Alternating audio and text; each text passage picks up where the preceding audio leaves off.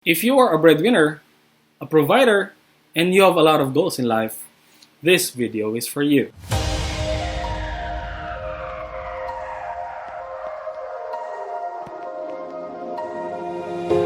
Hello Yuppies, my name is Kyle and I'm the founder of the Yuppies of Manila. There are people who are sending us messages like, bakit po ganon? Binabawasan ko na naman po yung expenses ko pero hindi pa rin po ako nakakaipon. Diba? Well, that's a great start that you have lessened your expenses. However, the reality is maybe you're not earning enough. I've been there. And that's the reason why we made this video. So we're going to share with you the tips on how you're going to increase your income. First tip that we could share is through your employment. Ha, Kyle? Fix yung sahod ko dun ah. So, paano ko mapapataas yun? That's correct. And we can't control that. So, Yuppies, what we're going to do is, we're just going to focus on the things that we can control, which is yourself. I remember my first job. I love the company. I love the people that I'm working with. And I also love what I'm doing. However, at the end of the day, I get to reflect. Ba't ganun ang baba ng sahod ko? Diba? So until such time, the company promised that we will have an increase soon. So syempre, naghintay tayo. Or sanay naman tayo maghintay, diba? After a couple of weeks, months, quarters, years, ang pangako, napako. Kala ko nga sa pag-ibig lang may nagpapaasa. Trabaho rin pala. Pero to end the long story short, what I did is I jumped to another company and I had an increase. In fact, it was a big increase because I applied for another role. So what is my point here? Get out of your comfort zone. I'm sure masaya ka sa ginagawa mo. I'm sure comfortable ka sa ginagawa mo. Pero for sure, you have a lot of goals in life. Take time to reflect. Set a timeline to yourself kung hanggang kailan ka mag-i-stay dyan sa company mo or when you're going to jump to another company. I interviewed different successful people and there is one thing in common na sinishare nila about sa generation natin. That companies are no longer looking for tenure or experience nowadays. Companies are looking for more the attitude of a person. Baga, they're looking for resilient, flexible, and dedicated people. Why? Kasi knowledge, skills, you can study all of those. Diba? Sa YouTube, sa Google. Now, they're looking for yung mga dedicated and can provide effort. So, huwag ka matakot, diba? Kung iniisip mo na hindi mo siya kakayanin, go try it, diba? Don't waste any opportunities out there. And always make a progress. And at the end of the day, think of it, that you need to increase your income so I could earn more, provide more, enjoy more, and prepare more for my future. Second tip, have a freelance work or a part-time job. So sabi nga ng tito ko na si Warren Buffett, never depend on a single source of income. So have multiple streams of income. So paano yun, Kyle? Maghahanap pa ako ng part-time job on top of my full-time work? Yes. Diba? If you're not earning enough, having a part-time job is a very good way to increase your income. So what is the secret behind it? Think of something that you love to do. When I realized na hindi sapat yung kinikita ko when I was in the corporate world, so inisip ko, ano ba yung pwede kong part-time job? Ano ba yung hilig kong gawin? And that's the time that I decided to be a freelance MC or host. So I'm hosting events, debut, birthday party, weddings, diba? So I'm earning from that one on top of my salary. And aside from being an MC, I'm also a freelance financial advisor, diba? So I was doing 3 jobs at the same time. Now, kung tatanungin niyo ako kung mahirap siya, yes, it's difficult. It consumes a lot of time. But for me, I love what I'm doing. Parang hindi ko feel na nagtatrabaho ko nun. Tsaka ang goal ko is tumaas yung sahod ko or what I'm earning. So what you can do right now is think of something where you are good at or ano ba yung hilig mo? Saan ka ba magaling? Technology is already part of our daily lives. Lagi natin hawak yung cellphone natin. Lagi tayo nasa internet. Lagi tayo nag-scroll sa Facebook. So why not make the most out of it? Diba? Search the internet. There are a lot of part-time jobs out there, freelance work. So ano ba yung mga trending ngayon? Diba? By using the internet.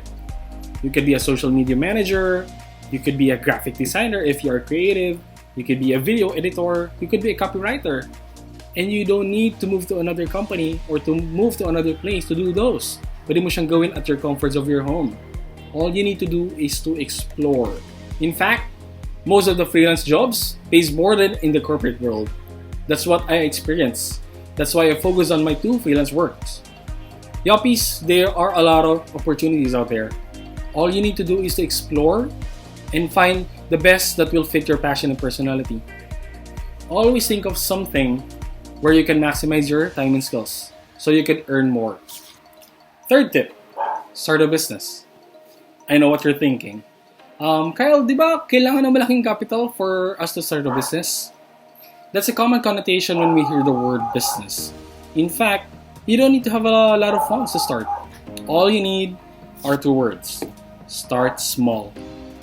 I remember I have a client na ayaw niya mag-freelance work or ayaw niya mag-part-time job. That's okay. But I still ask her the same question. Ano bang hilig mo? Ano bang gusto mong i-share? Ano ba yung mga things that you love to do? Wala siya may isip, pero naalala niya when she was in college, nagbebenta daw siya ng mga dessert like crinkles, cookies, pumunta daw siya ng mga different rooms, diba? So, binibenta niya yun. So, yun yung sinuggest ko sa kanya, diba? Actually, pwede mo rin gawin yun sa sa company mo ngayon. So, isipin mo ano yung market mo doon sa, sa office nyo. Then, na-realize niya na marami palang parents doon sa office nila. So, ang binibenta niya, mga detergent soap, mga downy, diba? More on necessities. Kumikita siya, 20 pesos, 30 pesos, 50 pesos, pero regardless, di ba? At least, kumikita siya ng maliit, nag-earn siya more than of what she is earning in the corporate world. So yun, di ba? That is one way. Start small. Now, if you want to level up your business, kumbaga meron ka ng funds, ma-advise ko, don't start on something that you don't understand. Diba? If you're going to franchise something, medyo isipin muna natin kasi it takes a lot of responsibilities and you need to have focus on that one. You know what, Yuppies? The most convenient way for us to sell or offer our products is to take advantage of the technology. We have a lot of platforms like Facebook, Instagram, so we consume time using all of those things, diba? So, ba't di na natin sila gamitin para tayo mag-earn? And all of those are free. All you need is to think of your UVP or unique value proposition. Kasi, for sure, lahat ng competitors man nandiyan na rin. Diba? Kasi ginagamit na nila yan. So the question is, why are they going to choose you? Diba? Why are your customers going to buy from you? So kung nasagot mo na yan, for sure you're going to have a lot of customers, a good business, and another good source of income. The fourth and last tip that I could share with you is to make investment. It's easier said than done. Just like what I mentioned, don't start with something that you don't understand. So before you start doing investment, seek advice from experts. You could search the internet, diba? Ano yung pwede mong itry na investment. I remember when I was getting started, I followed the book of Mr. Randall Johnson, The 5 Steps to Attain Financial Freedom. So what are those 5 steps? First is to improve your cash flow. Yun yung ginagawa natin ngayon to check ano yung pwede natin i-lessen expenses or to increase your income. Second is to eliminate your debt. Third is to build emergency fund just in case of life uncertainties. Fourth is to get life insurance or to get insured. And fifth, that's the time that you're going to make investment. So if you're already done with the first 4 steps, I believe that's the time that you can now make investment. So Kyle, ano nga ba yung mga pwede namin i-try na investment? So we're going to have a separate or more detailed video about different kinds of investment. For the meantime, I'm just going to enumerate those investment na pwede nyo i-search. Pero actually, it depends on your risk appetite. And importantly, it depends on the time that you can consume to manage your portfolio. So what are those? In terms of the bank, you could check out for time deposit. You could also check for bonds, UITF. Kung gusto mong itaas ng konti yung risk appetite mo, you could check out mutual funds. Now, kung medyo gusto mo ng risky na lalo, and you have a lot of time in the world, you could manage your portfolio, you could do stock market. Diba? Now, kung marami ka ng funds, and you want to invest in property, go for real estate. But again, I want to reiterate, don't start with something that you don't understand. Alright?